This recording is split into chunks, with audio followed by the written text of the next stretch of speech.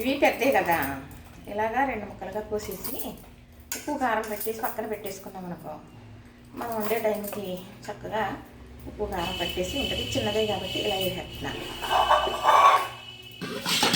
మరి ఏర్పాట్లు చేసుకోకపోతే అవ్వదు కదా, మరి ఇక్కడ నాకు అది అలా పెట్టుకుని చేస్తాను అనమాట. ఇప్పుడు ఇందులో వేసేది ఉప్పు, అలానే కారం,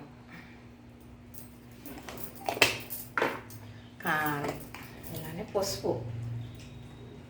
ఇప్పుడు ఇలా పెట్టుకోవడం వల్ల మనం కూర వండటానికి ఒక గంట టైం ఉన్నప్పటికీ కూడా చక్కగా ఇది ఇలా ఉప్పు కారం పట్టి ఉంటుంది అనమాట. ఇందులో ఉప్పు కారం పసుపు నూనె వేసి ఇలా కలిపితే కిందకి పైకి వస్తాయి అన్నమాట. అలాగా అప్పుడు ఆ ఉప్పు కారం కలుస్తుంది.